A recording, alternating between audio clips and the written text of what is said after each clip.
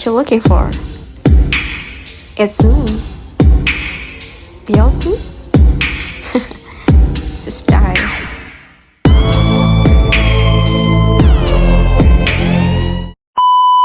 Nah, di sini saya berada di salah satu kantor dari seorang manajer peternakan, yaitu dengan Bapak. Saya Yan Sofian, Kepala Produksi di Pelita Trijaya Bersinar Intertama Group.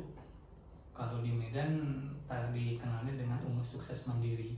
Nah, di sini saya ingin mewawancarai Bapak beberapa pertanyaan mengenai fungsi dari manajemen yang Bapak terapkan di perusahaan Bapak. Bagaimana kriteria bibit yang unggul sesuai dengan ternak Bapak, dan untuk sekarang ini bibit apa yang sedang Bapak pakai, dan apakah bibit ayam yang sedang Bapak pakai itu dapat berkompeten untuk memajukan usaha ternak Bapak ini?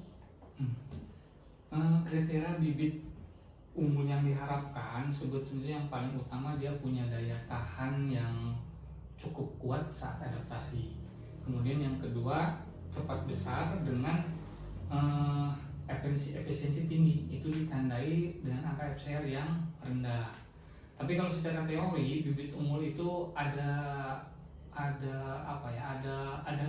kriterianya. Artinya bulunya harus kuning kilat, matanya bersinar, kalau jatuh dia cepat bangun, itu secara teori.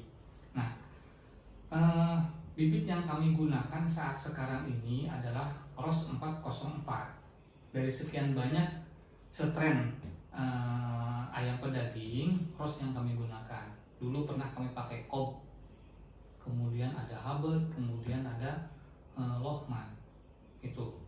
Nah, kalau ditanya sampai sekarang masih kompeten atau tidak, kami anggap masih cukup kompeten, karena keberhasilan pemeliharaan ayam itu tidak hanya ditentukan oleh faktor bibit saja. Ada beberapa faktor yang lain seperti pakan maupun manajemen. Jadi ketika bibitnya bagus juga belum tentu hasil akhirnya juga bisa bagus. Begitupun sebaliknya, ketika bibitnya jelek juga belum tentu hasil akhirnya juga jelek. Seperti itu. Nah, yang kedua Pak, bagaimana cara Bapak dalam membagi tugas karyawan, terutama di bagian pemeliharaan ayam? Tugas utama di tempat kita ini, bidang pekerjaannya itu kan pemeliharaan ayam potong. Jadi mulai di usia masuk sampai masa menjelang panen nanti. Nah, jadi upaya atau strategi yang dilakukan untuk menghasilkan ayam besar atau live feed tersebut, itu yang jelas kita ada beberapa bagian. Jadi ada yang namanya bagian logistik, itu pekerjaannya atau tanggung jawabnya mempersiapkan kebutuhan untuk pemeliharaan ayam, baik kebutuhan pakan, kebutuhan obat. Kemudian ada admin produksi. Admin produksi ini tugasnya mencatat dan merekam recording semua kandang per hari. Jadi dari pihak kandang itu nanti ada laporan ke admin produksi ini. Kemudian ada marketing. Marketing ini mengatur perencanaan kapan di masing-masing kandang ayam tersebut dipanen. Juga merencanakan penjualan. Itu berdasarkan ukuran dan serapan pasar, atau ditentukan dengan stok yang ada di beberapa kandang. Yang keempat ada administrasi keuangan. Administrasi keuangan ini mengatur kebutuhan dana operasional selama proses pemeliharaan dan persiapan proses produksi. Jadi bertanggung jawab atas dana yang diperlukan. Yang ke-6 ya. Yang kelima itu PPL, petugas penyuluh lapangan. Nah, dialah yang bertanggung jawab atas jalannya proses produksi di masing-masing kandang atau di masing-masing wilayah. Yang terakhir ada penimbang. Penimbang ini membantu marketing untuk melakukan penimbangan saat panen di kandang. Yang ketiga Pak, bagaimanakah kriteria pegawai yang bekerja di perusahaan Bapak, terutama di bagian pemberian obat-obatan?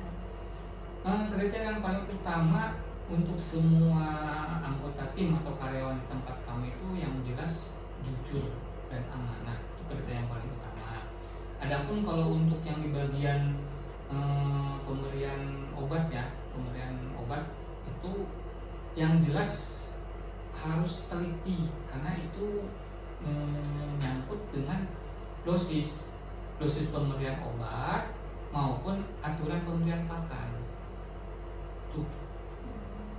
Yang keempat Pak, seperti apakah cara Bapak dalam memberi arahan ke tiap pegawai yang bekerja di perusahaan Bapak? Yang jelas kita biasanya ada meeting untuk masing-masing bagian.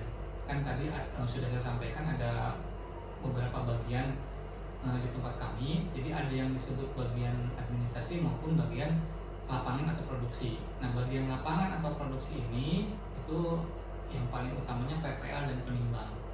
Jadi kami biasanya ada meeting yang rutinan setiap bulan ataupun mingguan. Nah, yang jelas kita tetap berprinsip kepada dasar-dasar manajemen kita bahwa ada perencanaan untuk masing-masing bagian, kemudian ada pelaksanaan juga di masing-masing bagian itu seperti apa, kemudian juga ada kontrol. Jadi apakah pekerjaan mereka itu sesuai dengan perencanaan atau tidaknya, dan yang terakhir ada evaluasi. Jadi sejauh mana hasil yang sudah dicapai atau sedang berjalan, dan kita coba diskusikan apakah ada kendala atau tidak, sejauh mana juga pencapaiannya sudah tercapai. Oh, jadi arahannya itu Pak seperti kayak tadi kan Bapak bilang arahannya berarti kayak secara step by step, nggak secara semua anggota dikumpul Bapak, atau kayak per bidang-bidang aja? Karena saya tadi bilang di sini ada bagian lapangan administrasi, ada meeting yang atau pertemuan yang per bagian produksi administrasi, ada juga nanti meeting gabungan serentak. Keseluruhan. Iya, keseluruhan bagian baik administrasi atau produksi, karena kadang-kadang juga ada kendala di administrasi atau ada kendala di produksi yang harus kita duduk bareng supaya apa kira-kira solusi yang bisa kita buat. Gitu. Yang kelima Pak, bagaimana cara Bapak memastikan bahwa setiap pegawai yang Bapak miliki melakukan kegiatan yang seperti sudah Bapak arahkan atau sesuai tugas mereka, dan apakah Bapak menggunakan alat bantu seperti CCTV dan lain sebagainya?